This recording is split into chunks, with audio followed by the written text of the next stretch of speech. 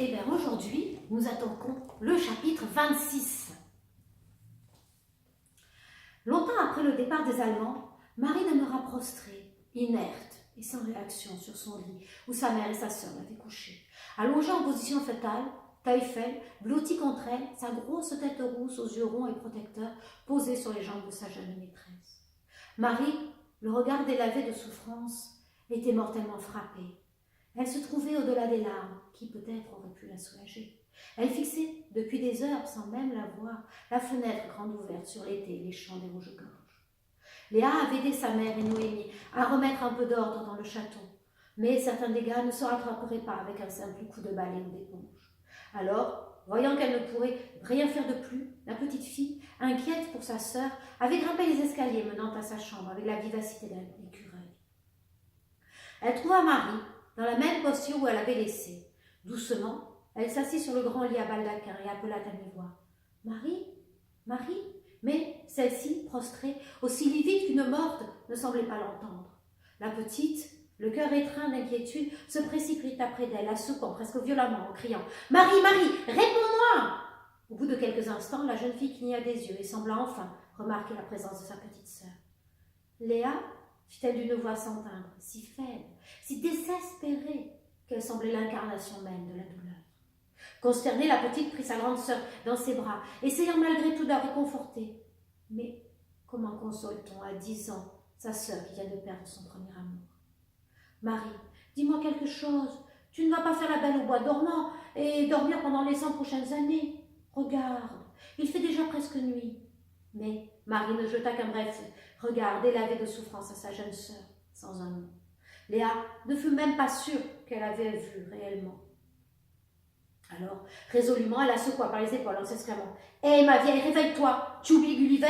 Fallait lui donner à manger à cette espèce d'estomac monté sur pied. » Un éclair fugitif de vie passa une fraction de seconde dans les yeux agrandis par l'angoisse de Marie au nom de Gulliver, son cheval et son ami. La petite soupira, presque de soulagement. Sa sœur réagissait. Elle entendait, c'est déjà une victoire. Car à l'espace d'un moment, elle avait bien cru que sa sœur avait lâché prise avec la réalité. Il n'en était rien, heureusement. « Marie alors, et Gulliver, faut que tu te lèves le nourrir. » Marie secoua négativement la tête. Elle se sentait si accablée, si fatiguée, qu'il lui semblait qu'elle aussi allait mourir. « Vas-y, toi, » murmura-t-elle d'une voix presque inaudible. Très doucement, Léa fit gentiment. « T'inquiète pas pour ce gros sac, j'ai déjà donné. Mais que cela ne devienne pas une habitude, hein ?» « Merci, Léa, » fit Marie, alors que son regard se perdait à nouveau dans une dérive floue de souffrance glacée. Le cœur serré de chagrin, Léa laissa passer un moment à ne caresser que très délicatement les longs cheveux blonds de sa grande sœur, avec les attentions tendres qu'on en a pour une personne atteinte d'une grave maladie. Puis, ne pouvant plus résister à son besoin naturel de bavarder, elle fit à mi-voix « Marie, Marie, tu es si malheureuse à cause de ce parapet, de ce pauvre pont qui est tout démoli, ou bien à cause de ce malheureux Alfred qui va finir tout mouillé au fond de la Loire ?» Un éclair bref de colère vrilla le regard bleu de Marie qui grogna. « Est-ce que tu peux être stupide, ma pauvre ?»« Ah bon? En tout cas, moi, je suis vachement triste pour Hans. Je suis super sympa, tu trouves pas? »« Léa, bon sang, mais tu viens me parler de ce truc alors que Sven ?» hurla Marie en se dressant dans son lit, repoussant brusquement sa sœur, qui, sans opposer de résistance, baldingua sur le plancher. « Ah, Sven, c'est vrai, il était pas si mal. »« Léa, Sven, c'était pas... » commença Marie furieuse. Puis, elle considéra sa petite sœur une seconde et enchaîna sur un ton plus radouci. « Léa, où veux-tu en venir ? » Je ne veux pas te faire de peine, Marie, mais je ne savais pas que tu tenais autant au commandant. Je croyais que c'était juste comme ça, tu vois. » Marie regarda quelques secondes sa sœur, puis, baissant la tête pour ne pas que Léa vise son désespoir, elle murmura. « Non, Léa, ce n'était pas juste comme ça. Je l'aimais comme jamais plus je ne pourrais aimer quelqu'un. Léa, Sven, c'était quelqu'un de si fort. Je ne peux pas vivre sans lui, je ne peux pas. C'est impossible. J'aimerais mieux être morte afin d'être avec lui, tu vois, comme Roméo et Juliette. Mais je ne peux pas faire ça. Enfin, ce qui me fait le plus de mal, ce n'est même pas de penser que c'est fini, que je ne le verrai plus, que je n'entendrai plus le son de sa voix, ni... Enfin non, tu vois, ce qui me rend le plus malade, c'est de songer qu'il ne verra jamais son enfant, qu'il ne jouera pas avec lui, qu'il ne partagera pas ses rires. Et ça, tu vois, Léa, ça m'est insupportable. Accablée par la cruauté du sort, Marie se prit la tête entre les mains, dans une douleur si grande qu'elle était incapable de pleurer.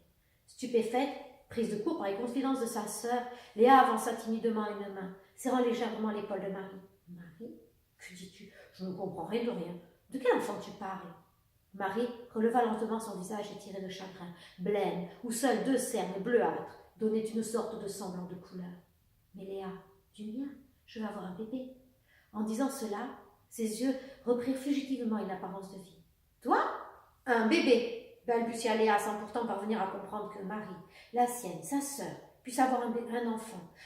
Un bébé, c'est fait pour les adultes, les gens mariés. Alors comment Marie pouvait-elle avoir un bébé? Qu'est-ce que c'était encore que cette histoire? « Mais qu'est-ce que tu racontes? T'étais pas mariée, dit-elle avec un étonnement naïf. Marie sourit faiblement en répondant à sa sœur. « Le mariage n'a rien à voir avec ça. Un bébé, ça se fait. Oh Léa, je t'expliquerai ça une autre fois. » La petite hocha la tête en bougonnant, consciente à présent de son ignorance. « Me raconte pas, ça doit être encore des trucs dégoûtants. » Marie prit les 2 mains de sa sœur entre les siennes, dardant son regard éperdu de tristesse dans les yeux printaniers de Léa. « Détrompe-toi, Léa, c'est la chose la plus formidable qu'il soit. Et je te souhaite de tout mon cœur de rencontrer un homme aussi merveilleux que Sven, et qu'il te fasse découvrir à quel point l'amour est fort, presque magique. » Puis elle ajouta à mi-voix, « Avoir ce bébé, c'est le plus beau cadeau que Sven pouvait me faire. Comprends-tu » Léa secoua la tête d'un air désolé. « Ah non, je comprends rien et je comprends encore moins en y repensant comment un type aussi costaud que ton commandant a pu se noyer. » Marie sursauta, ouvrant de grands yeux. « Que veux-tu dire ?»« Bah, oui, c'est vrai que la loi est capricieuse, mais je trouve que le commandant ne semble pas du genre à se laisser couler sans rien faire.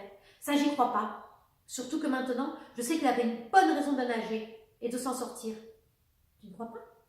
Sa sœur aînée la dévisagea un semblant d'espoir, éclairant son regard sombre. L'ombre d'un sourire se dessina sur ses lèvres décolorées. Il m'a dit, quoi qu'il arrive, je reviendrai. Alors, tu as peut-être raison. Oh Léa, s'il n'était pas mort! Puis après un court silence, elle fit, oui, mais l'accident est survenu il y a 2 jours. Il m'aurait donné des nouvelles depuis. Léa secoua la tête. Tu sais, 2 jours, c'est pas très long. Imagine, tombe à l'eau, le courant l'emporte. Bon, ok, il nage, il s'en sort. Et tout ça, ça l'amène après de loin, hein, au moins. Alors, après, il faut bien qu'il revienne jusqu'ici. En marchant, c'est pas à côté, hein. Si seulement tu avais raison. Écoute, Marie, attendons encore quelques jours, on verra bien. Mais moi, je te dis, la noyade, j'y crois pas.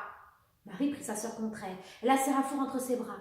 Léa, tu es la plus formidable sœur dont on puisse rêver. Merci, merci de me redonner du courage. Et j'ai rien fait, hein. Je t'ai juste dit d'attendre quelques jours pour pleurer, hein, c'est tout. Léa et Marie, apaisées, s'endormirent finalement serrées l'une contre l'autre, telles 2 chiots, sous le regard bienveillant et néanmoins vigilant de Taillefer. C'est ainsi que leur mère les trouva, lorsqu'elle aussi inquiète, monta voir sa fille aînée. Lorsqu'elle poussa sans bruit la porte, Taillefer gronda faiblement, en alerte. Sophie s'approcha du lit sur lequel Marie et Léa dormaient blotties l'une contre l'autre. À mi-voix, elle appela le chien par son nom, mais celui-ci gronda sourdement, bien décidé à ne pas bouger, et surtout à ne laisser personne déranger ses amis dont il était de son plein gré, l'ange gardien. La baronne de Beaugency lui sourit gentiment et murmura d'une voix rassurante. « Allons, Taillefer, ne te fais pas de soucis, je suis juste venue voir comment elles allaient, mes filles. Je suis heureuse de voir que tu veilles sur elles. » Le gros chien roux la considéra de ses yeux bruns, ronds et attentifs, et remua faiblement la queue, comme s'il avait pu comprendre les paroles de la châtelaine. Et nous nous retrouvons